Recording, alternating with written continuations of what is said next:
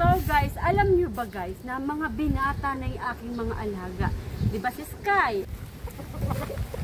Ayan o, nagmamayabang na Sky. Nagmamayabang siya. Halika, halika muna sa saglit lang. Sky?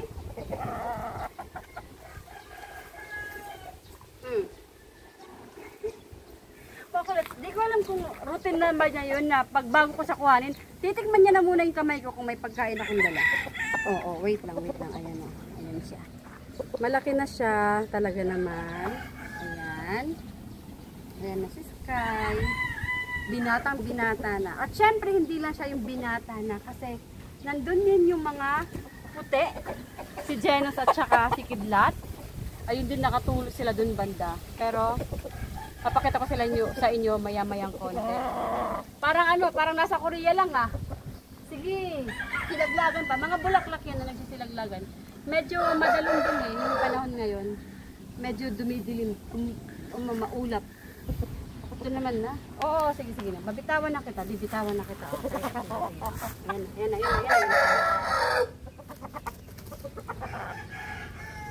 Dati akala ko pag gumaganyan yung manok, aawayin ako. Hindi pala.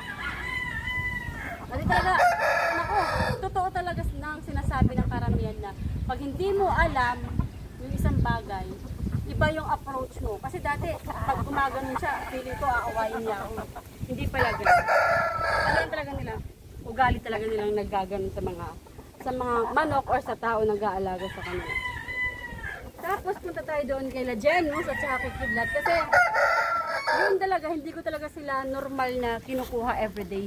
Ano sila, by season. Wow, by season sila inaano. So, tingnan natin sa doon. Tara, bante. Ano sila sabi mo? So guys, ito, si Genos. Kung makikita nyo sa mga previous na video ko, si Genos ay pinamana lang sa akin ni Barangay Donna. Ayan. Dati hindi ko talaga siya hinahawakan kasi naglulugon siya. So, syempre, alam mo na pag naglulugon, masakit sa katawan. Ang impact pagkuhanan mo, pag lagi mo hinahawakan, it's either tutukain ka kasi masama nga, tapos kinukuha mo pa sila. Tapos naman, nadidistract yung pagtubo ng kanilang mga balahibo. So, this time, ito, okay na siya. Nagiging maganda na siya, o pogi. Hindi ka talaga nakaraan, gurumos siya, gurumos. Ngayon, dahil hindi siya sanay na hinahawakan ko, ngayon ang training niya, mag-uumpisa, nahahawakan ko na. Judging, huwag ka magulo. Ang turo sa akin is, upuan ko lang muna sa tabi. So, upo ako sa tabi hanggang sa lumapit siya sa akin. Pero pag hindi siya lumapit sa akin, ako na ang mag-reach out sa kanya. Patience is a virtue. Lumapit ka no! Halika, Genos.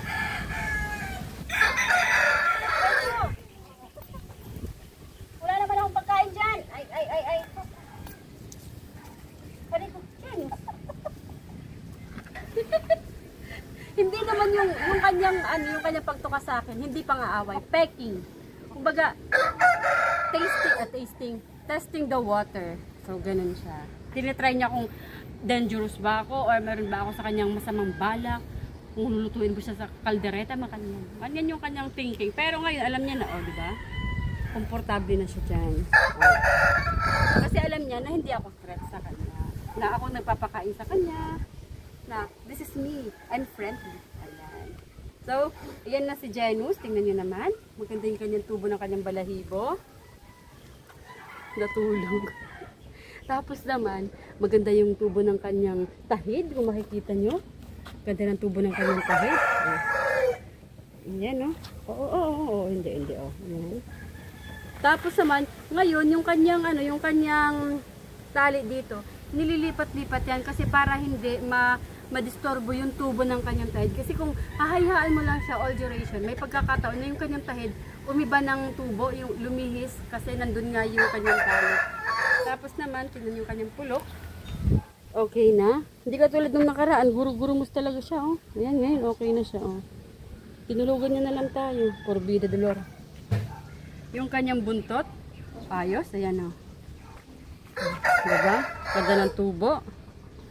Pero may mga tumutubo pa yan siya dyan sa ilalim. Ayan, o. Nagising na. Tapos healthy siya. Yung kanyang face, kulay red. Ayan. O, diba? Tapos, this time, ililipat ko naman yung kanyang tali dito sa kabila. Para makita nyo na rin na ganun din ang ginagawa ko. Iniiba ko rin siya ng tali. Hindi ko nakikita.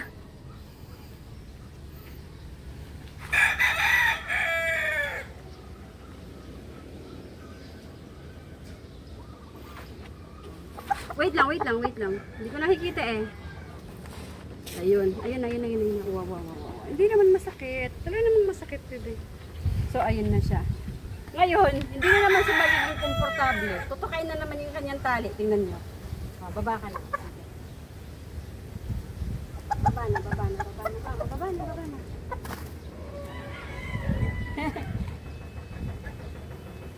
Okay na yan. Magpagpag ka. Magmayabang, dali. Naayos yung kanyang mga balahibo. So, nakita nyo na yung kanyang tindig. Yan ay si Janus. Balbaro siya. Mayabang. Next naman, napupuntahan natin si Kidlat.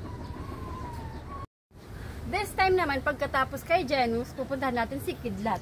Si Kidlat ay isang barbaro at saka anak ng isang golden sweater. So, same din. Hindi ko rin siya hinahawakan lagi kasi nga naglulugon. Halos magkasabay sila ni Janus na magkalugon. So ngayon upo lang na naman ulit ako. Tapos ako siya itatry hawakan. Ito talagang dalawang to, hindi ko talaga sila hinahawakan. Pero araw-araw ako nagpapakain sa kanila. Medyo sanay sila sa akin na nasa paligid. Pero yung hahawakan sila is hindi. So, here's my hand. I'm showing you walang pagkain yan. Hindi ako threat. Okay? Okay, so we're friends. We're okay. We're good. Kung nakita nyo, kahit na pareho silang puti ni Jenny, ito para siyang baby. Kakatiwalaan ba kita o hindi? Parang ganun siya. Wary siya. Yun naman, si Janus naman, parang, kailangan kong protektahan yung sarili ko.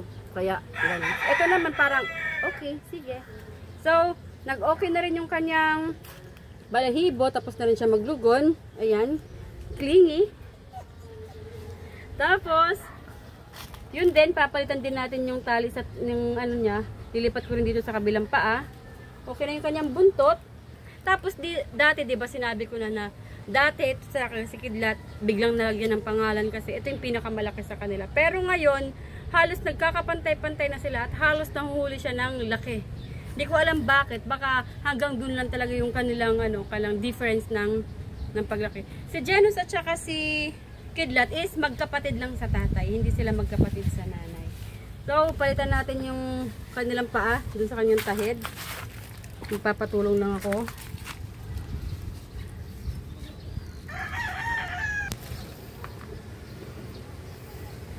Mashoot!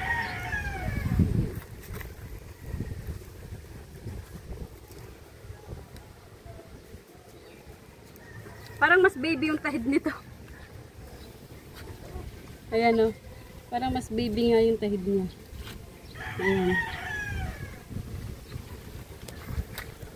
Hindi ko alam bakit nauuso sa kanila pag hinahawakan ko. Bigla na lang silang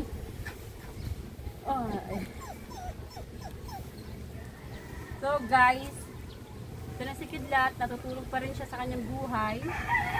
Big boys na siya. Nag-ano na siya. Nagiging binata na rin. Katulad ni Janus. Magkaiba lang siguro sila ng stand kasi magkaiba sila ng nanay. So ayun, medyo territorial siya. Hindi naman parang, okay, we're good. Tingnan nyo siya, pinalitan ko ng tali yung kanyang tahid. Ay, tali yung kanyang tahid. Pinalitan ko ng paa.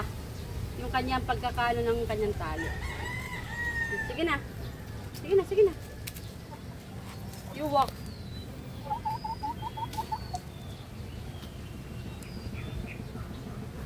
Balbaro, golden sweater. Yan ang itsura niya. So, paano guys? Pinakita ko na sa inyo yung aking mga nagbibinatang mga manok. Si Janus, si Kidlat, at saka si Sky, syempre. Yun ang magiging update ko. Yun ang kailangan yung abangan kung kumusta sila at kung paano sila naalagaan para lumaki matapang. Wow, matapang. So guys, paano ba yan? Pagpapatuloy ko yung pagwawalis. Kahit na medyo paulan siya. Yun ang aking mga binatang alaga at ako si Aling Mimay. with Judge. Bye-bye!